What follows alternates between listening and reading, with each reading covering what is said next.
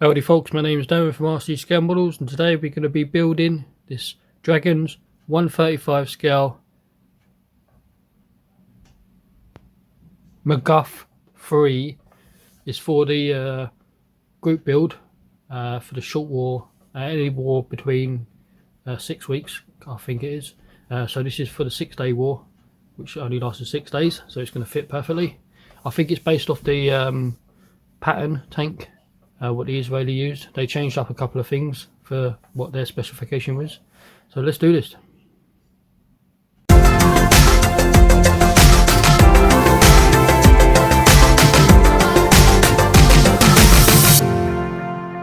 Okay folks, the first step, as you see, I've already separated all the wheels and cut off the sprue. Two halves, you got the outer wheel and the inner wheel. There's a little couple of tabs and they simply just lock into place. Once they're done, they get glued like this.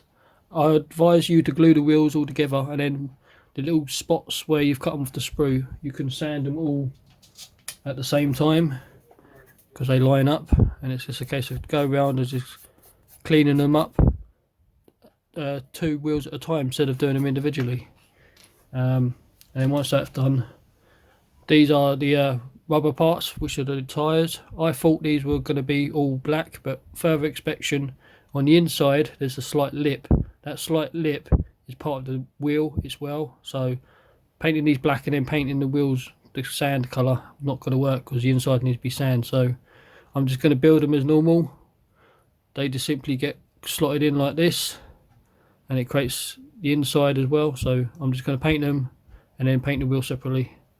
So that's one tyre, and then the opposite tyre with the lip gets glued like this, and this makes up the wheel assembly. I am going to chip up and cut little chunks out some of the rubber, just to give some of the tyre effect a little bit of wear.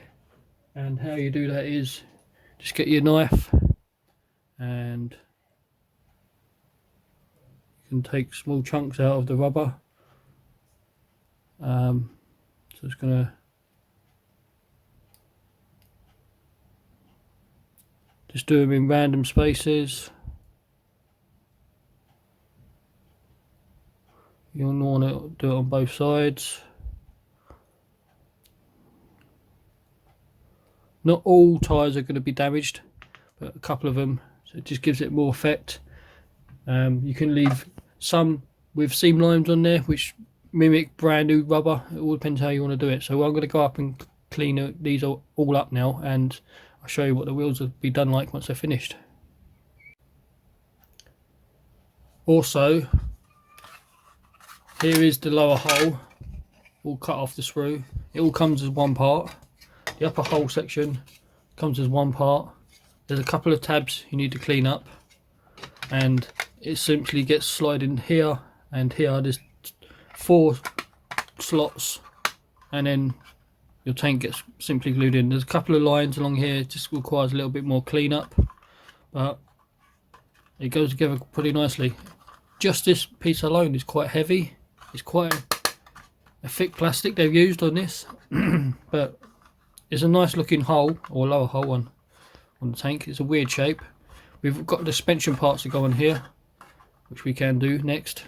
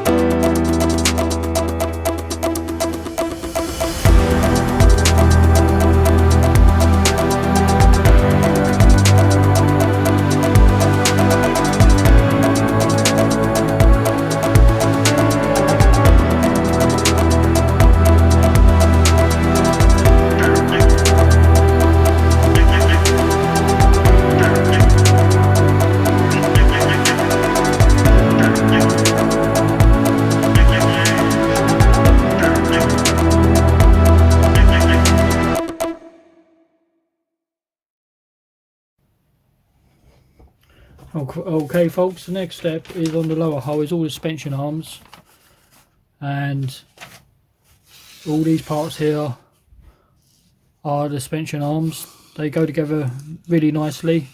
I've already gone ahead and attached it to the lower hull. There's no issues to report, it all goes together nicely. So we're going to have to repeat the same process on the other side. Our next step as well is for the drive sprocket. We have two pieces here. There's 4 notches for the transmission cover. I believe this is what this is. It simply gets glued into place like that. So we go ahead and do that now. Put some glue on the tabs. Put that into place. Simply done as easy as that. Run some glue down the seam there. Put that to one side, and that's ready to go on the side of the tank. As for the drive sprocket as well, we have the 2 teeth. There's a little notch cut in each side of the back end, and then the center 2 discs, there's little notches inside of each of those. So these get sandwiched together, and then these 2 get sandwiched onto the actual plate as well. So it's a little bit fiddly to line them up sometimes. So what we do is put some glue on here.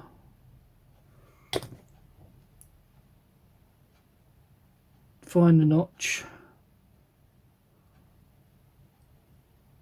and then earlier when I was test fitting it went in straight away, but it's always the way when you're trying to do it on camera, it never wants to work.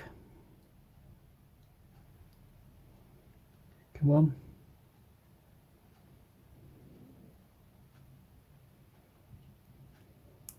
There you go. Once you hear the snap, it goes into place. We're going to have to put some glue on the other side.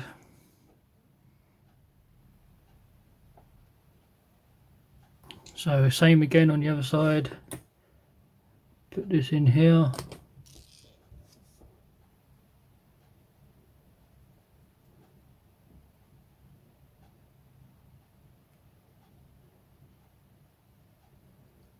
Really fiddly. This gets glued onto this side, just like that. And then once these are done, the 2 notches on this side correspond with the drive sprocket. It's quite a wide drive sprocket.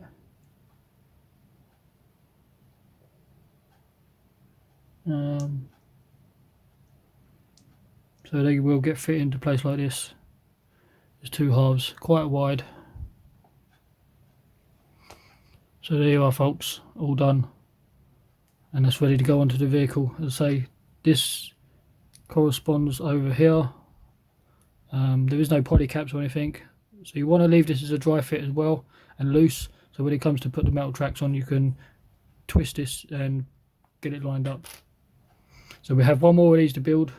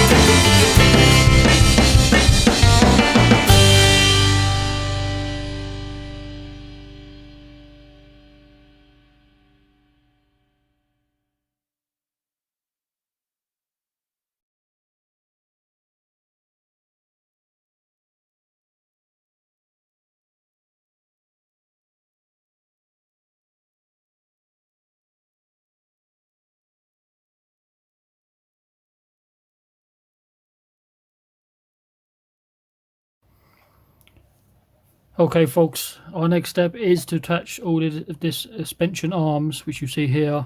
These slot in really nicely, and you have these little piston arms as well. This is quite fiddly, so I've gone ahead and done these ones off camera. Goes together nicely. So our next step is to repeat the process. I will try and film it, but I need to get in close. All the detail parts are on. Our next step is to put it on the engine cover. We can attach the wheels a little bit later. Another thing, I was going to work on some metal tracks, which I was going to do for the kit, but I've opened these up and looked inside, and the rubber pads are separate to the tracks, and you've got to glue these with super glue.